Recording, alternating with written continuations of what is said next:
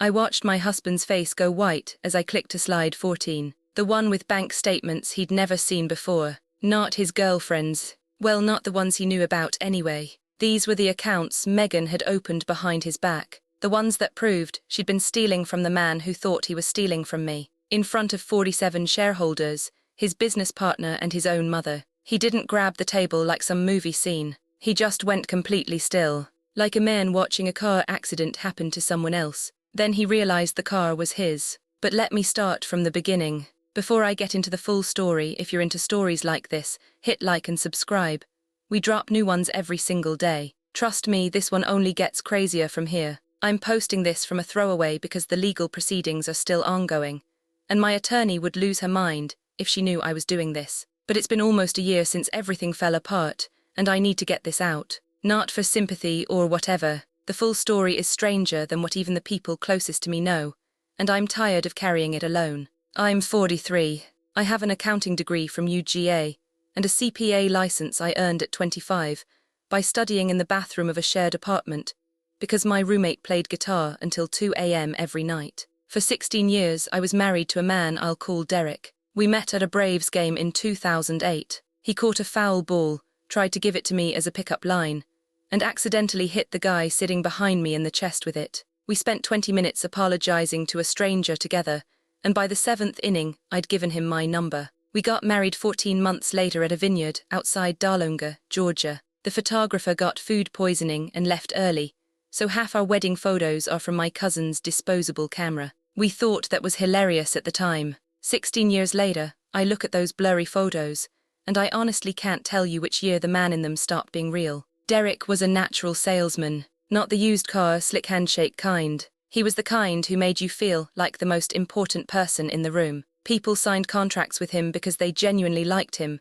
and honestly, so did I. I was the opposite. I preferred reconciling accounts to making small talk. My idea of a good Friday night was a fresh Excel workbook and takeout from this Thai place on Peachtree that closed down during COVID. We complimented each other. That's what I told myself anyway. In 2012, we started DL Freight Solutions, a logistics consulting firm. I handled the books, he handled the clients. By 2018, we had 22 employees and were pulling in about $2.7 million a year. We also co-owned a small commercial property management company, 3 strip malls in the Atlanta suburbs. Nothing glamorous, but they brought in around $185,000 a year in rental income. So, January 2023, Derek hired a new office manager. I'll call her Megan, 29, business admin degree, sharp in a way I noticed but didn't think twice about. I met her once at the company Christmas party. She asked me 3 very specific questions about our vendor payment cycle that I thought were impressively thorough for an office manager. I remember thinking, she's good.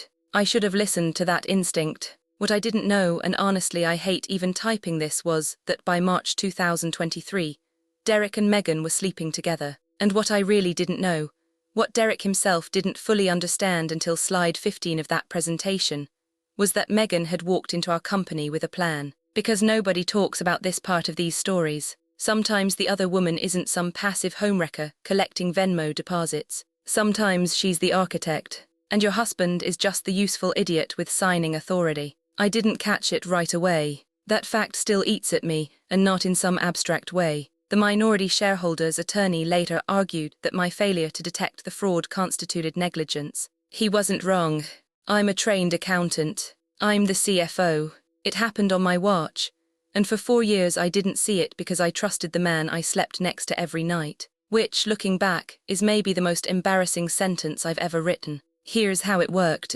Derek set up a series of fake vendor accounts, bogus consulting fees, phantom maintenance contracts, inflated supply orders. The payments went to shell LLCs that funneled into accounts Megan controlled. Standard embezzlement, if there is such a thing. But what Derek didn't know was that Megan had set up 2 additional LLCs that he had no involvement with. She'd been padding the invoices from his shell companies by 15 to 20% and routing the overage into her own accounts. She was embezzling from the embezzlement, stealing from the thief, and he was too arrogant or too infatuated to check her math. Over 4 years, the total came to $1,342,867. 14. $1,342,867. $867.14. Of that, roughly $340,000 was money Derek never authorized and never saw. Megan took it for herself while he thought he was running the show. I discovered the whole thing on a Tuesday. I think it was March 2025. I was doing quarterly reconciliation for the property management company. Boring stuff. A payment of $4,750 to something called Clearview Property Consulting LLC. I'd never heard of it. 17 payments over 2 years. $87,400 total. I looked up the LLC registration. Megan Lee Holloway. I didn't do anything dramatic. I just sat on the home office floor for a long time. It was raining, I remember that. My hands were shaking so badly I couldn't type. When I finally could, I didn't call my sister or my best friend or my mother. I opened a new Excel workbook and started pulling transactions. That probably tells you everything you need to know about me as a person. Over the next 3 weeks, I worked between 11 p.m. and 3 a.m. while Derek slept. I identified 6 shell LLCs, all registered to Megan or variations of her maiden name. But it was the 7th and 8th LLCs that threw me. They were registered to a name I didn't recognize. It took me 4 more days to figure out those were Megan's personal accounts, the ones she was running independently of Derek's scheme. That's when I realized this wasn't just my husband cheating and stealing. This was a woman who had targeted a company, seduced the co-owner with signing authority, and built her own parallel grift inside his. By mid-April, I had a preliminary total of $1.3 million. That's when I hired Lydia Chen. Lydia is a forensic accountant in Buckhead. Mid-50s, practical, zero patience for drama. She didn't give me some cool one-liner when I walked in with my evidence. She spent 3 hours going through my spreadsheets without saying a word, then told me I'd made 2 calculation errors and missed a 9th account. She also told me to get a divorce attorney immediately and to stop sleeping on the office floor, which I had apparently mentioned without realizing it. I also retained a divorce attorney named Carolyn Fisk. 20 years of high-asset divorce work. She understood immediately that I wanted more than a settlement. I wanted accountability. But the 11 months between discovering the fraud and actually doing something about it, that part almost broke me. Nobody tells you about that part. I lived a double life. At home, I was the same quiet, reliable wife. I cooked dinner. I asked about his day. I attended his nephew's graduation party and made small talk with people who'd known us as a couple for over a decade. I sat through a weekend trip to Lake Arcony, where Derek told me he loved me while we watched the sunset from the dark. I said it back. The week before, he'd transferred $12,300 to Megan's personal checking account. I knew this because I'd seen the transaction at 2 in the morning the night before we left. I lost 11 pounds. My doctor, Dr. Patel, I've been seeing her for years, put me on blood pressure medication for the first time in my life. I started having panic attacks at 3 in the morning, which was inconvenient because that was when I was supposed to be doing my forensic work. I nearly got caught twice. Once when Derek woke up and came into the office at 1 a.m., and I had to pretend I was doing regular bookkeeping. Once when I accidentally left a printed LLC registration document in the recycling bin and had to dig through coffee grounds and Cheerios boxes at 6 in the morning to retrieve it. Meanwhile, Lydia was tracing every dollar. She found the shell LLCs, obtained Megan's bank records through legal discovery, and documented the fraud pattern, including Megan's independent embezzlement, which Lydia said she'd never quite seen before. A parasite on a parasite, she called it. Carolyn was coordinating with the Fulton County DA's office, because when you embezzle from a company with outside shareholders, even minority ones, it's not just civil, it's criminal. DL Freight had 3 minority shareholders. Derek's college roommate Kevin owned 8%, a family friend owned 5%, and Derek's own mother owned 12%. The shareholders' meeting.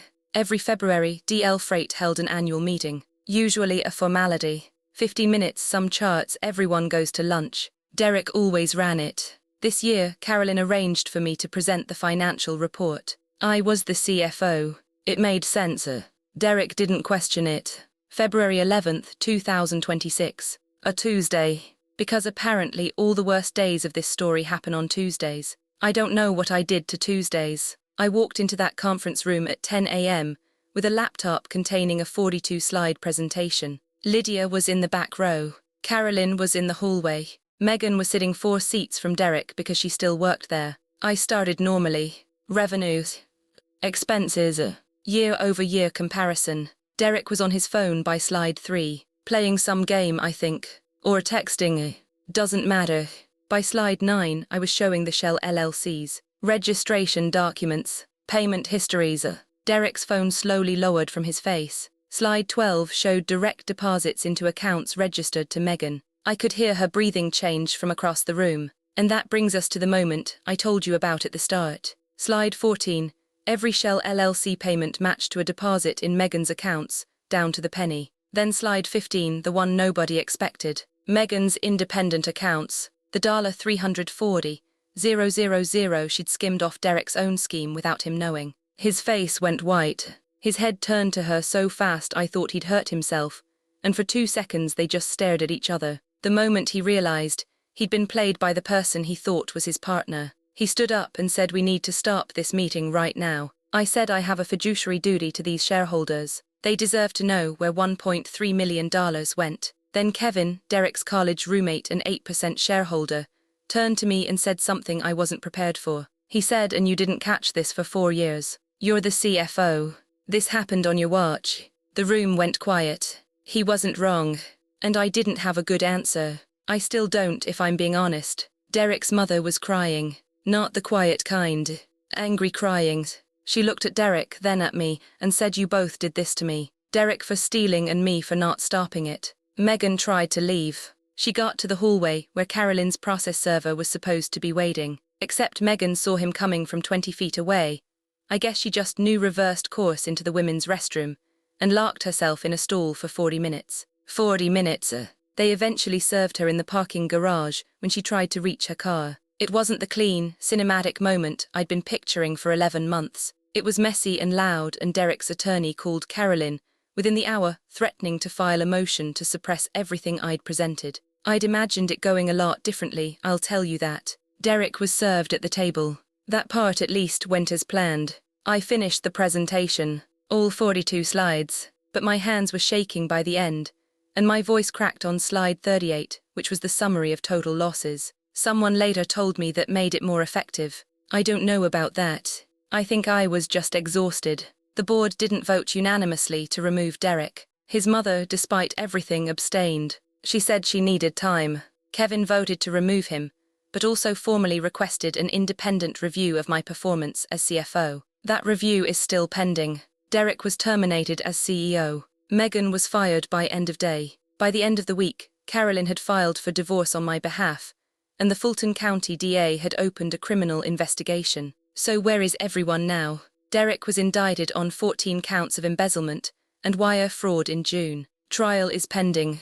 He's in a rental in Kennesaw, surrendered his passport, and has reportedly spent over $200,000 on his defense. He hasn't spoken to his mother since the meeting. He also, through his attorney, sent me a letter that said I should have come to him first, that I owed him that after 16 years. I read it once and shredded it, fed it right through the machine. Megan was indicted separately on 6 counts, including the independent embezzlement Derek didn't know about. She's facing 3 civil suits on top of the criminal case. She moved back to Alabama. Her own attorney reportedly described Derek's scheme as amateur hour compared to what she'd been planning. That gives you some idea of who was really running things. I retained my 50% ownership of DL Freight, but it hasn't been smooth. 2 clients left when the news broke. Revenue dropped 18% in the first quarter after the meeting before partially recovering. The new interim CEO, Patricia, who's been with the company 9 years, is doing well. But she's also the one overseeing the independent review of my books, which means I'm being audited by my own company. That's a fun sentence. The property management company is mine per the interim divorce agreement, but refinancing the strip malls has been a nightmare because the fraud flagged us in banking systems, and 2 lenders pulled their offers when they ran due diligence. As for me, I won't sit here and pretend I'm thriving. I'm still on the blood pressure medication. My sister didn't speak to me for 2 months because I kept her in the dark, and she found out from a local news article. 3 mutual friends have sided with Derek, or more accurately, they've distanced themselves from both of us, which honestly feels the same. I'm in therapy twice a week, and I've accepted that some days are just about getting from morning to night without falling apart. But I'll tell you this, there is something about being the quiet one, the one who likes spreadsheets more than people. Spreadsheets don't lie. People do. And when a person lies to you for 4 years, the spreadsheet is what catches them, even if it also catches the things you missed. I want to know what you think. Was I wrong to do this publicly? Would you have been able to sit across the dinner table from someone for 11 months knowing what they were doing? Drop your answer in the comments, and if you're going through something similar, hire a forensic accountant. It was the best $34,000 I ever spent.